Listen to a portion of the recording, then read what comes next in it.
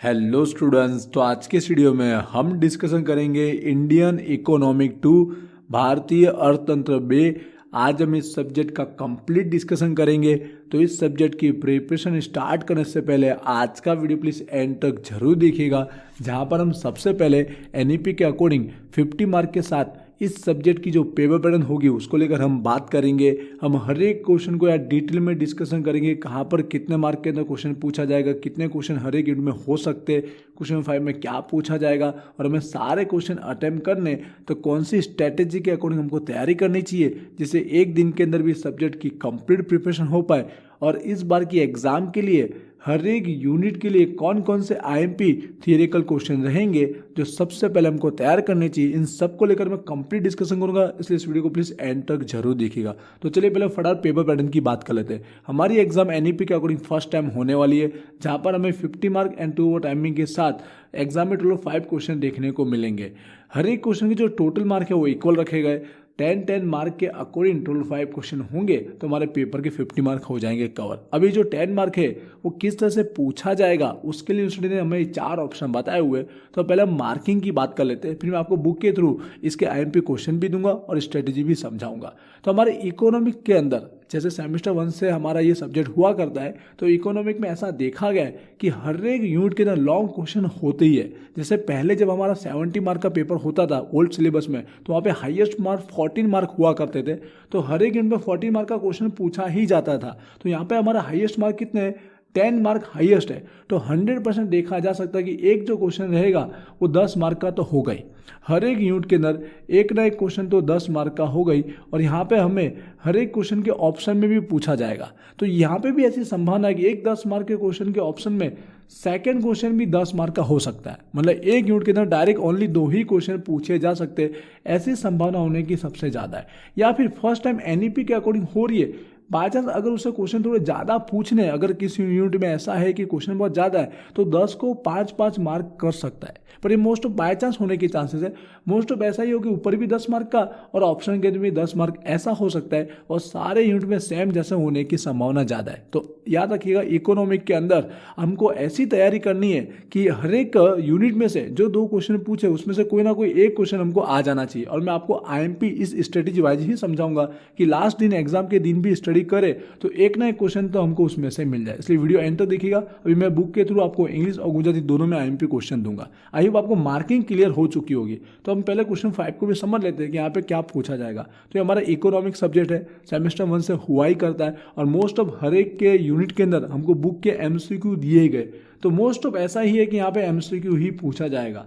तो क्वेश्चन 5 के लिए आपको एमसीक्यू की ही तैयारी करनी है। मार्किंग आप लोग को पता रहेगा कि एक जो क्वेश्चन रहेगा वो 1 मार्क का रहेगा, तो आपको 10 जितने अटेम्प्ट करने रहेंगे। दिए गए एक्स्ट्रा 12 जितने हो सकते हैं, क्योंकि हर एक में से 3-3 पूछे जाते हैं। अब इसकी तैयारी कैसे करनी तो बुक में आपको बताऊंगा, हर एक यूनिट के हमको एमसीक्यू दिएगा। आई होप इतना आपको पेपर पैटर्न क्लियर हुआ होगा। अब मैं आपको बुक के थ्रू आईएमपी क्वेश्चन भी समझाऊंगा और साथ में स्ट्रेटेजी के वाइज भी आपको बताते हुए जाऊंगा। तो चलिए बुक के थ्रू समझाऊंगा। यहाँ पर मैं गुजराती मीडियम की बुक यूज कर रहा हूँ, लेकिन मैं जो क्वेश्चन दूंगा आपको इंग्लिश गुजराती दोनों में आपको बताने वाला हूँ, ठीक है। इसलिए दोनों मीडियम के स्टूडेंट्स के लिए यूजफुल रहेगा।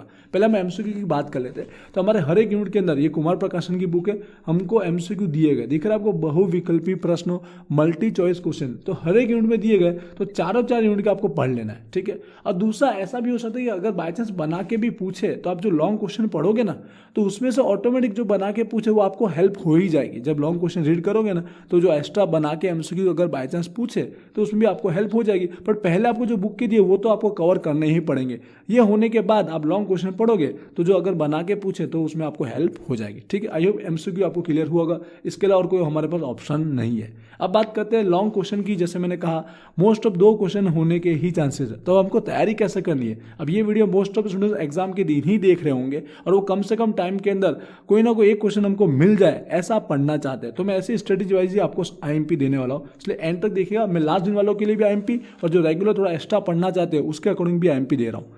तो सबसे पहले फर्स्ट यूनिट की अगर बात करें तो देखिए टोटल हमारे 9 क्वेश्चन दिए गए। अब एग्जाम फर्स्ट टाइम हो रही है एनईपी के अकॉर्डिंग, बट ये जो चैप्टर पहले पुराने सिलेबस में भी हुआ करते ही थे, तो उसके अकॉर्डिंग और जो मोस्ट इंपोर्टेंट टॉपिक है उसके अकॉर्डिंग मैं आपको आईएमपी दे रहा हूँ। तो सबसे पहले देखिए इस यूनिट के अंदर हमारे पास 2 टॉपिक है, आपको दिख रहे हैं। दो टॉपिक है, एक अंतर्राष्ट्रीय व्यापार इंटरनेशनल ट्रेड और एक है लेन देन, ठीक है, बैलेंस ऑफ पेमेंट। तो दोनों के मोस्ट ऑफ एक एक टॉपिक का क्वेश्चन होने के चांसेस 100% है कि ऊपर एक अंतर्राष्ट्रीय व्यापार का हो और तो सेकंड टॉपिक का यहाँ पे हो। तो आप क्या कर सकते हो, अगर लास्ट एग्जाम के नहीं देख रहा हूँ तो सबसे पहले हमको सेकंड टॉपिक के ओनली 2 ही क्वेश्चन दिए, तो ये 2 क्वेश्चन पहले कवर कर लीजिए, समझ रहे हो, जहाँ पे इसके लक्षण हमको फीचर दिए गए और सेकंड हमको उसका मार्खू स्ट्रक्चर और वलन ट्रेंड दिया गया। तो पहले ये टॉपिक कवर कर सकते हो कि अगर दोनों टॉपिक अगर पूछे तो इसमें से एक ना एक क्वेश्चन आपका निकल के आ सकता है, ठीक है। तो लास्ट दिन वाले पहले इसको पढ़िए, पर इतने से काम होगा नहीं, वो बहुत रिस्की होगा, पर बहुत कम टाइम है, तो पहले ये रीड कर लीजिए, फिर इसके बाद आपको कौन से पढ़ने चाहिए। जो अंतर्राष्ट्रीय व्यापार के जो हमको टॉपिक दिए उसमें आपको स्टार्ट करना चाहिए पॉइंट नंबर 5, इंग्लिश वाले समझ रहे होंगे, मैं लिखा भी इंग्लिश में, जो हमारा नवी एग्जिम नीति, जिसको हम दूसरे शब्दों में नवी व्यापार नीति भी ही बोलते हैं, ठीक है, जो हमारे इस ईयर कंटिन्यू जो करंट है जो चालू है उसके लिए अप्लाई हो रही है, न्यू एग्जिम पॉलिसी, ये वाला एक टॉपिक पढ़ना है।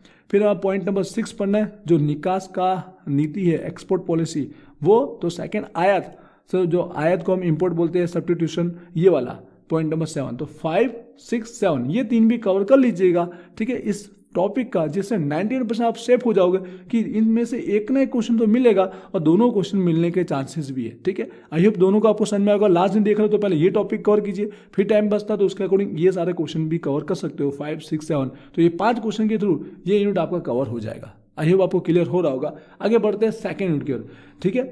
समझिएगा, मैं आपको IMP वाइज समझा रहा भी हूँ कि कितने टॉपिक दिए उसमें से किस तरह से पूछा जा सकता है, इसलिए एंड तक सुनिएगा।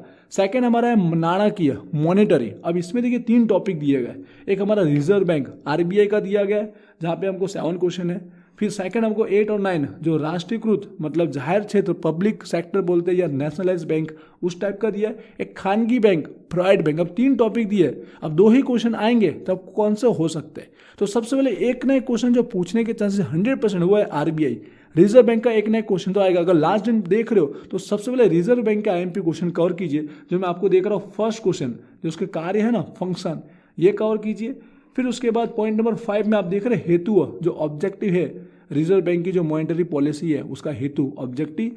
और 6 पॉइंट जो साधन है इसके टूल्स या जिसको इंस्ट्रूमेंट भी बोलते हैं, 5 और 6। तो 1, 5 और 6 ये 3 टॉपिक रिजर्व बैंक के सबसे पहले पढ़ना है। एग्जाम के दिन लास्ट दिन ही देख रहे हो तो पहले 3 पढ़ लीजिए। जैसे इसमें मैंने आपको 2 बोले थे ऐसे, ये 3 कर लीजिए। इसमें से एक ना एक निकलने के चांसेस ज़्यादा है, पर ज़्यादा रिस्की रहेगा, ओनली इतना पढ़ना रिस्की है, लेकिन लास्ट दिन वाले पहले इसको कवर कर सकते हो।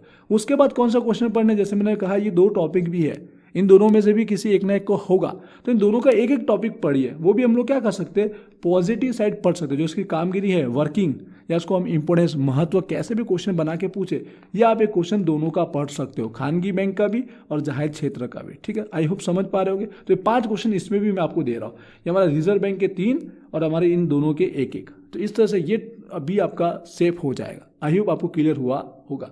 चलिए आगे बढ़ते हैं, थर्ड यूनिट की ओर बढ़ते हैं, एंड तक देखिएगा।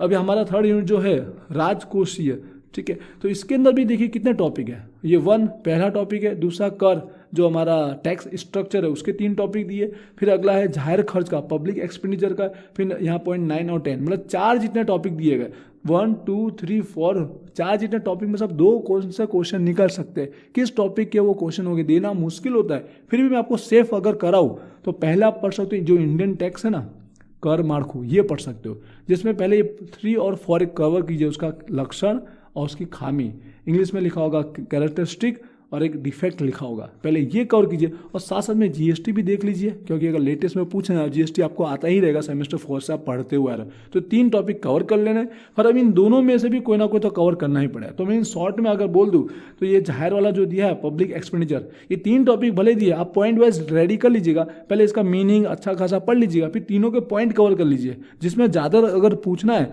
तो वधवाना कारणों हो सकता है, causes of growth, point number 8 के चांसेस ज़्यादा है, पर मैं रिस्क नहीं लेना चाहूँगा। आप 6 और 7 भी पढ़ लीजिए, ठीक है, समझ रहे हो। तो ये 2 टॉपिक आपको दिख रहा है, एक टैक्स वाला दे रहा हूँ और जाहिर खर्च पब्लिक एक्सपेंडिचर का टॉपिक, ये 2 टॉपिक कवर कर लीजिए। इसमें से एक ना एक तो निकलेगा, 2 निकलने के चांसेस भी है। ये 2 टॉपिक आप छोड़ सकते हो, लास्ट नहीं देख रहे हो तो पहला वाला जो टॉपिक है राजकोषीय और नीचे 9 और 10 ये टॉपिक छोड़ सकते हो, बाकी आप ये कवर कर लीजिए। जिसमें पहले आप कवर करना है जो कर वाला है ना, इंडियन टैक्स वाला, ये पहले कवर कर लीजिए, फिर आप ये टॉपिक ले लीजिए। इस तरह से ये यूनिट आपका सेफ हो जाएगा।